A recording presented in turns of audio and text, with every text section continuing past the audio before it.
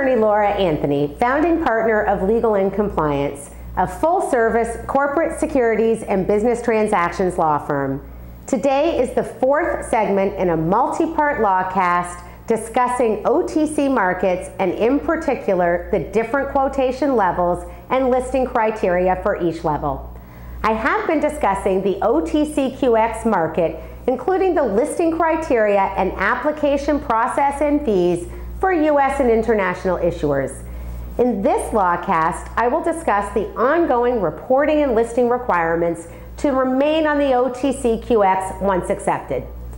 OTCQX issuers have an ongoing responsibility to comply with all OTCQX rules, including disclosure requirements, comply with state and federal securities laws, and they must cooperate with any securities regulators, including self-regulatory organizations such as FINRA.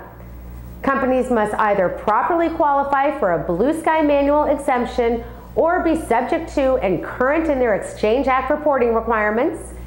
They must comply with all DAD and PAL requirements, including providing information to the DAD and PAL and notifying OTC markets of any change. They must pay the annual fee. They must provide notice of certain actions or changes, such as affiliate transactions, corporate action changes, and auditor changes.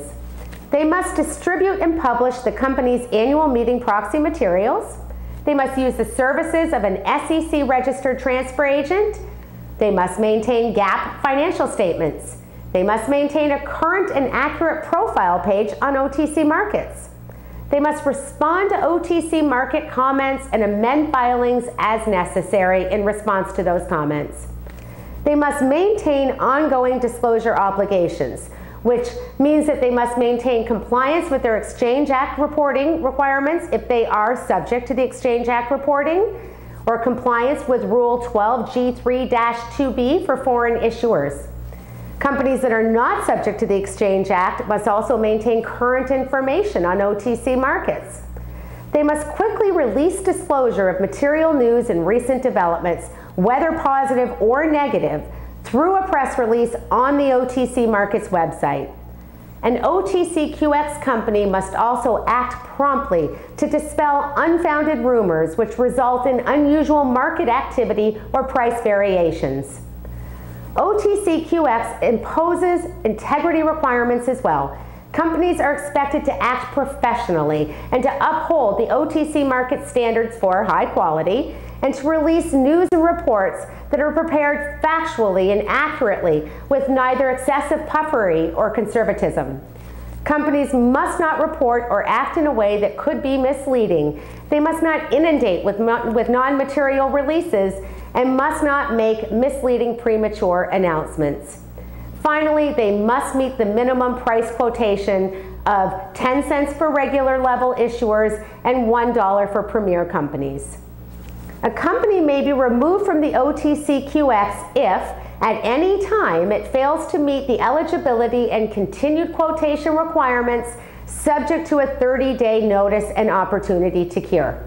In addition, the OTC Markets Group may remove the company's securities from trading immediately without notice and at any time if, in its sole and absolute discretion, they believe the continued inclusion of the company's securities would impair the reputation and integrity of OTC Markets Group or be detrimental to the interests of investors. As always, details determine diligence, and OTC markets can temporarily suspend trading on the OTCQX pending investigation or further due diligence reviews. Finally, a company may voluntarily withdraw from the OTCQX with 24 hours notice. In the next lawcast, I will discuss the listing requirements for the OTCQB. I'm securities attorney Laura Anthony, founding partner of Legal and Compliance. Should you have any questions about today's topics, please visit securitieslawblog.com and lawcast.com or contact me directly. Inquiries of a technical nature are always encouraged.